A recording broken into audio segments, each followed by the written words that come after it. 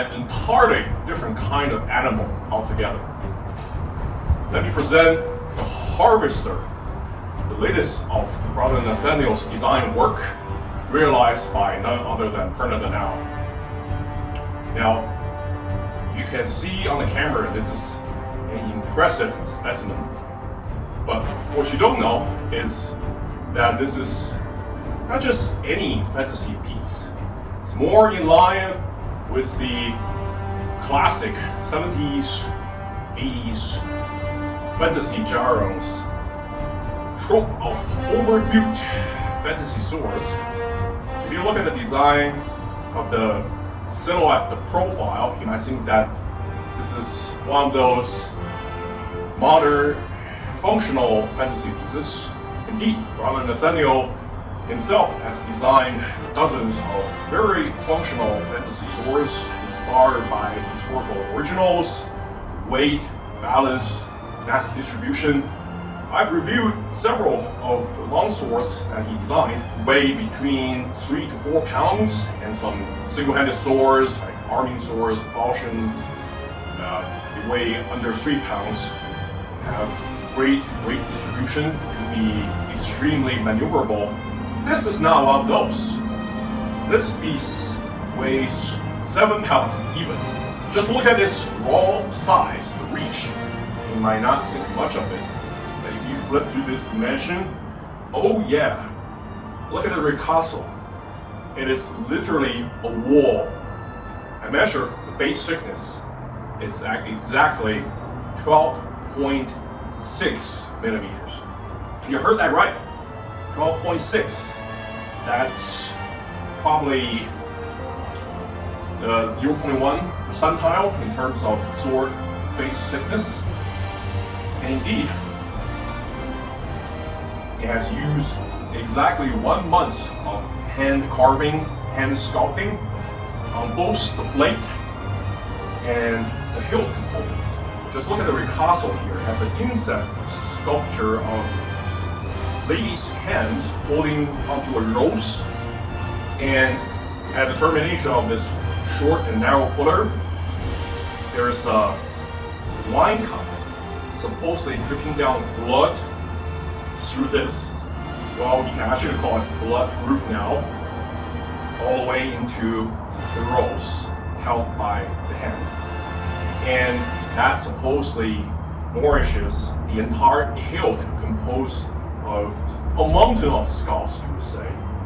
Some cradled by the vine, some just sticking out on their own, like on the pommel, completely hand-sculpted, mind you.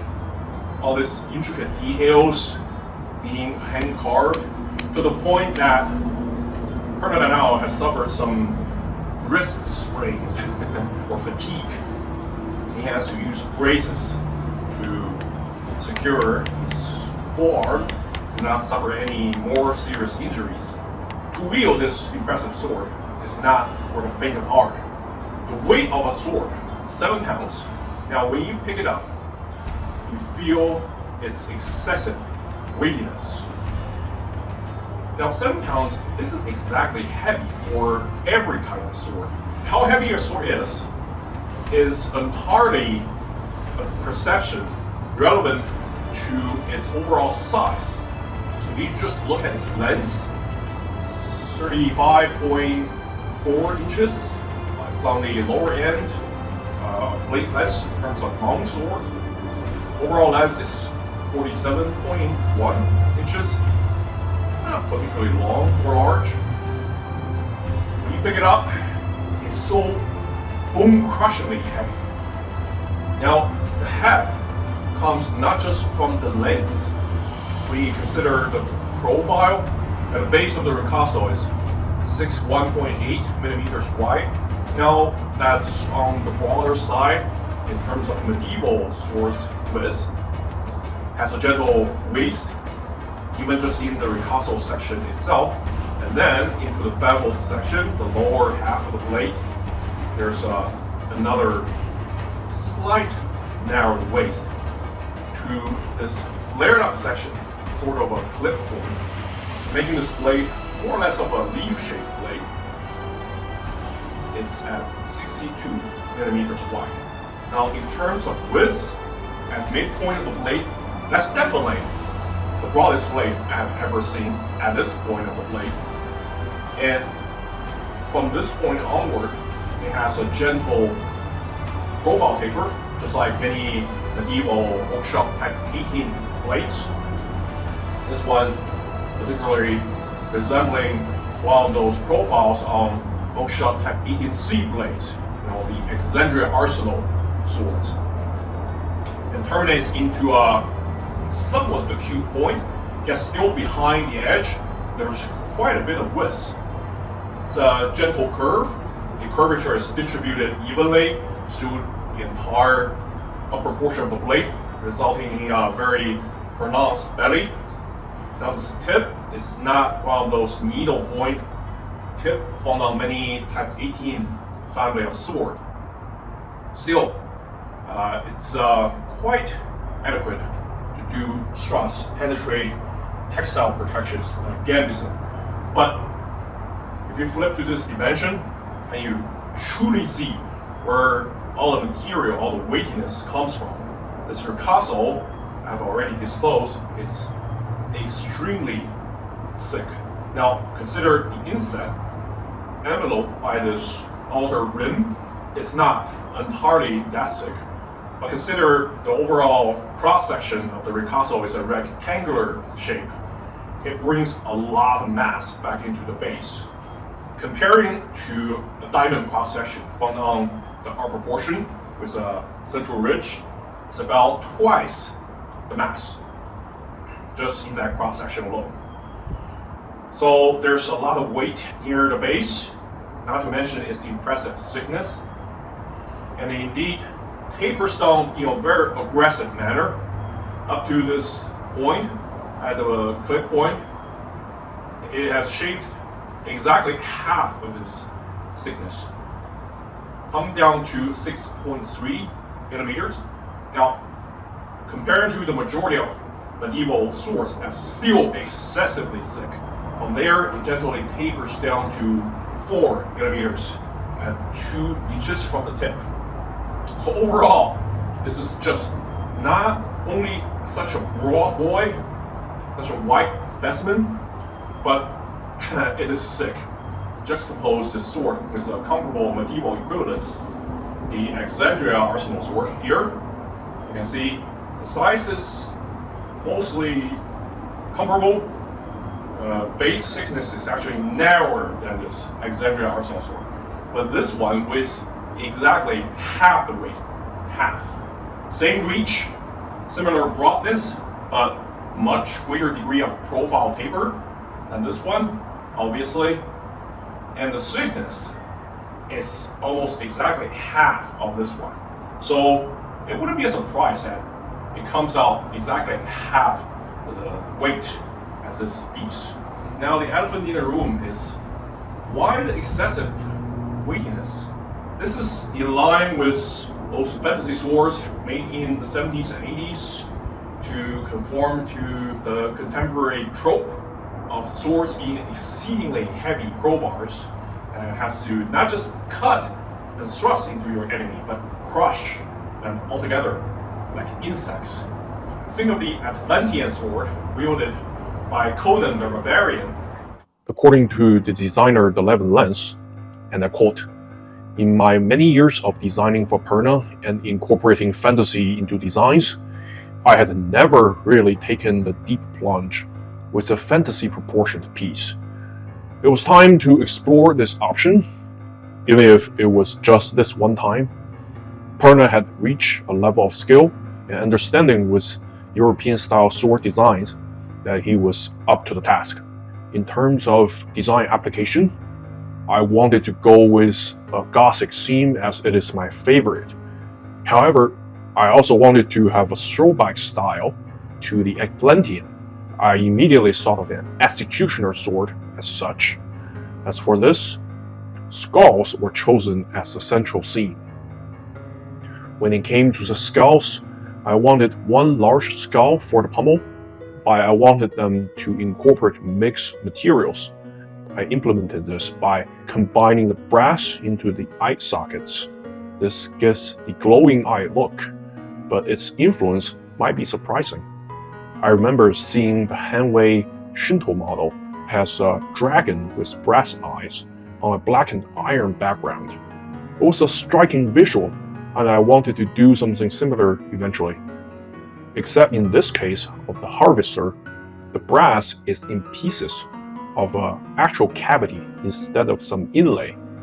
Brother Nate initially wanted to go with Purple Heart, but instead he chose to go with olive wood on this piece because besides the beautiful grain, it also resembled rippling flesh and vascularity.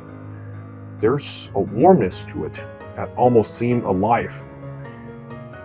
This was perfect for this piece's raw power and darkness. In terms of fitting material choice, Brother Nate decided to go with steel as it is the most premium option with Purna, requiring the most challenging level of carving. It was also the highest strength option. Combined with the pommel's keen and the guards socketing to the blade 10, it should be strong enough even for the payload at the front.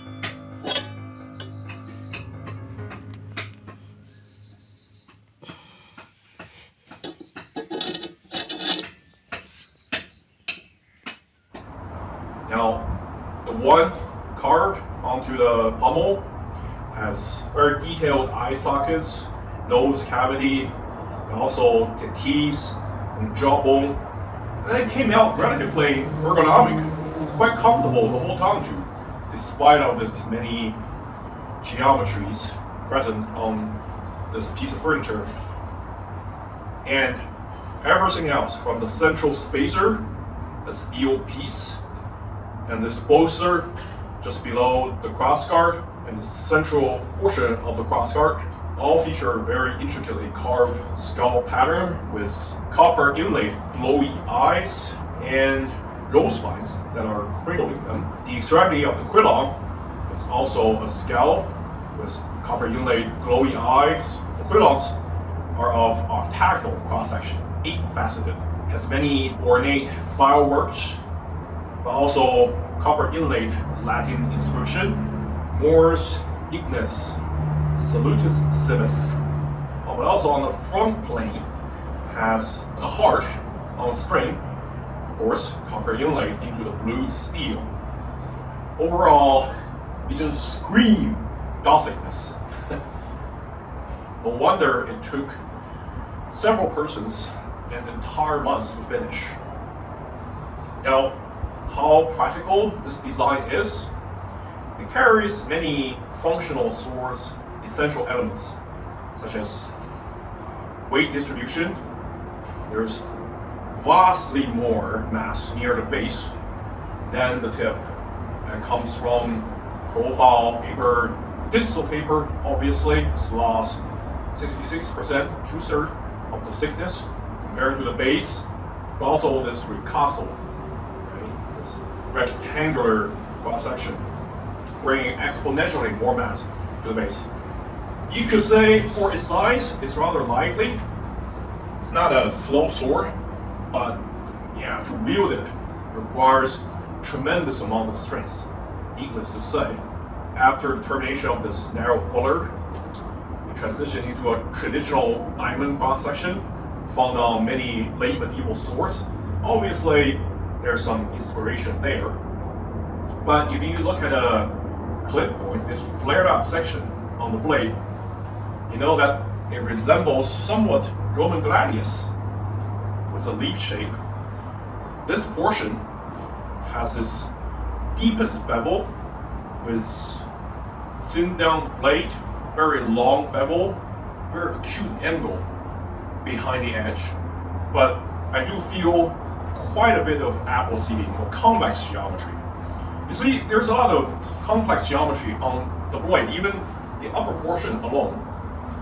Initially, the raised central ridge dipped down in thickness, resulting in a hollow ground geometry. And then it turns into a convex ground behind the edge, resulting in a lot of material backing up the edge because the angle is rather acute. You don't want too little material behind the edge because the sword of this weight cleaving into some hard material, it can very well roll the edge. So excellent edge geometry there. You can very well hold down to the ricasso. It's actually quite comfortable to hold down to with this rectangular cross section, and that your fingers is reasonably far from the bevel section that to be cut. Rather safe. Increase the leverage, but also place your main hand close to the point of balance.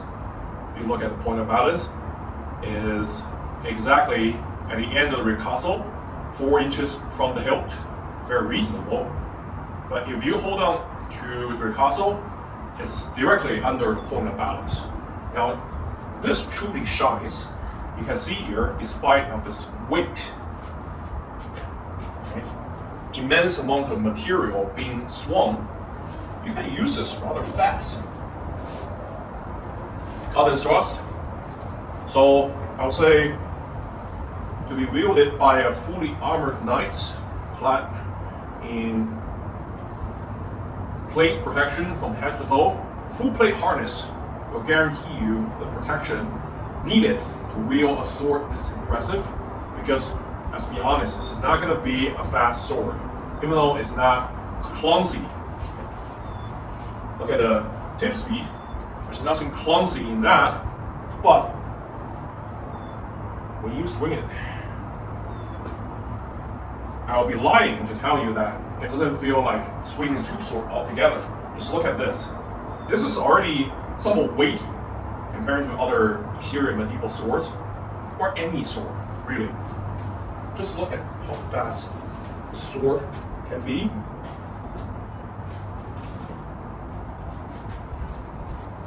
Okay, fine and wind, the accuracy is truly effortless. Compared to this one here, the harvester is truly like swinging two swords altogether.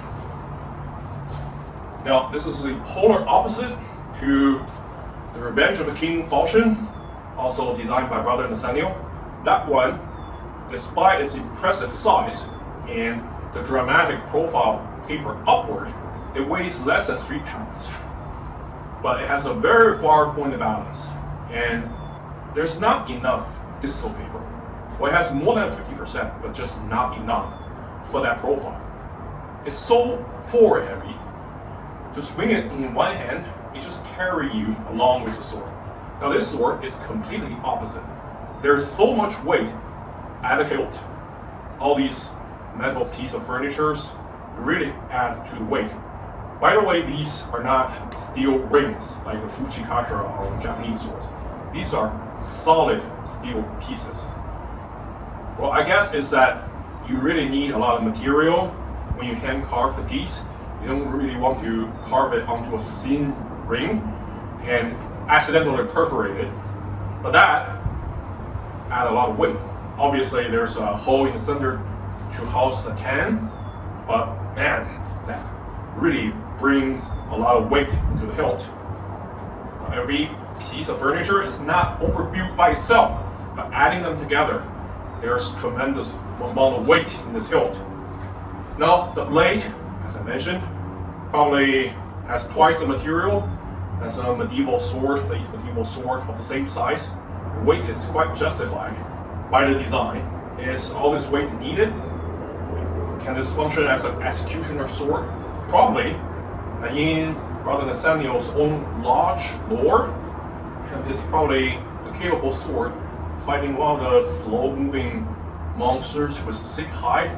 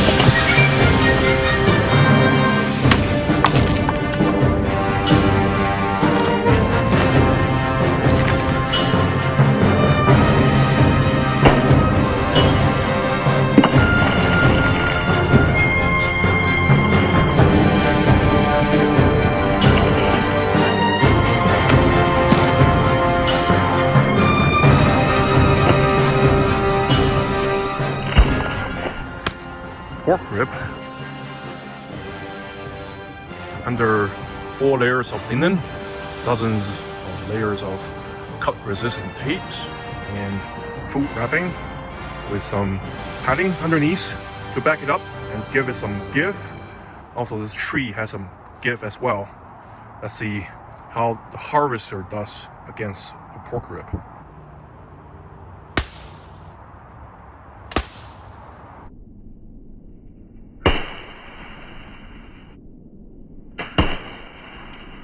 Two mighty strikes, left some dent for sure. You can see it's been cut slightly. I can feel the bone inside. There's a dent, but not cutting through.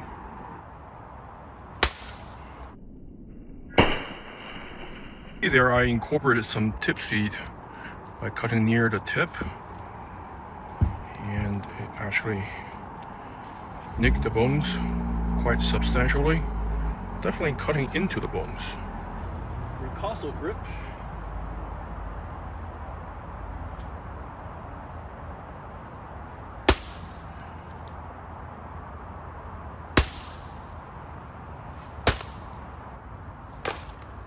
Wow. That went in effortless. Woo!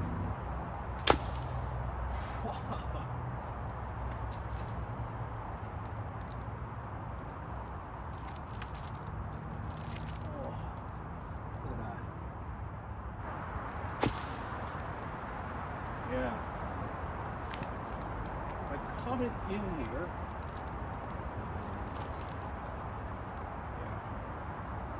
Yeah. It has a wound about 2.5 inches wide, like this.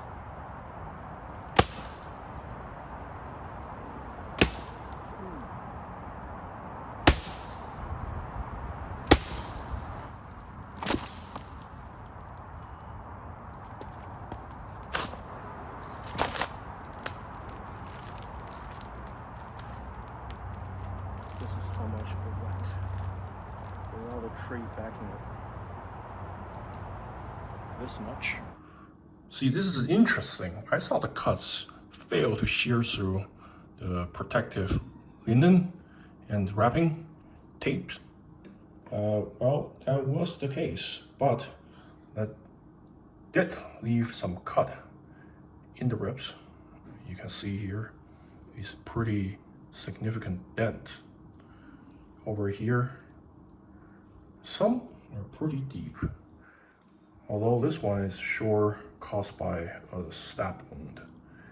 And the stab wound, if you can see, it broke through cartilage and not going through any bone. This one didn't. You can see the bone breaking here, shattered by the blow, the force of the blow. Didn't break in half though, and these ribs suffer some superficial cut. The muscle on top was shortly cut, and this one's a stab wound, clearly severed a rib. So I would say thrusting is a more effective way to cause damage. So you can see the hole here, totally cut through the bone in between the ribs. This one as well, between the ribs. This cut was so deep that it broke a rib. You can see on the back side, the broken rib broken through the membrane, causing some internal bleeding for sure. Now that I have handled the sword extensively in test cutting and thrusting, what do I think of it?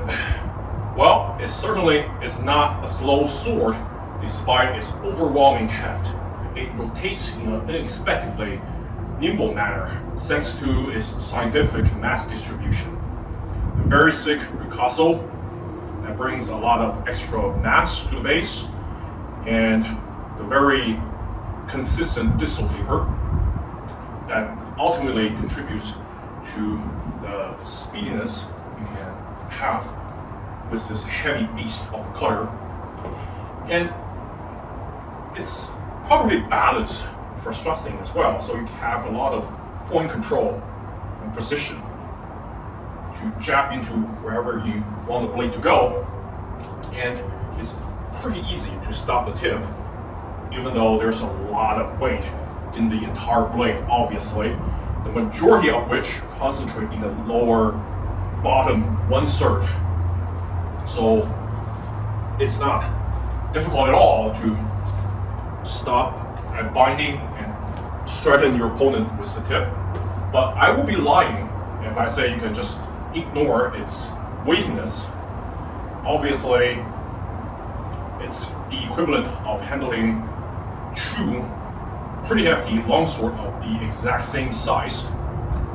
So it's constantly present. You have to respect its hefty presence despite its relative nimbleness in the blade. There's undeniable authority in the cuts. Look at the rigidity of this blade. It's almost as rigid as those differentially hardened Japanese swords. Even though it's spring tempered, there's just not a lot of flex. If you flex a blade this way, yeah, there's some flexibility there. Not by much. This tremendous amount of rigidity will help in test cutting. It will be a very forgiving sword. It's worth noting that the blade is differentially hardened. You can spot the milky white part with the extra hardness near the edge on both edges. Visually, it's quite stunning, very much akin to the hamon on Japanese swords. It obviously is much better designed and executed than many of the over-the-top fantasy swords from the 70s and 80s.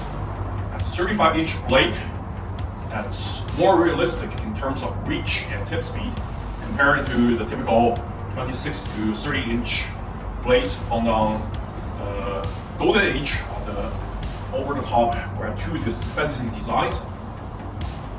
Now, raise your hands in the comment section if you would like to see a more practical version of this sword implemented by Brother Nathaniel and Purna Darnal.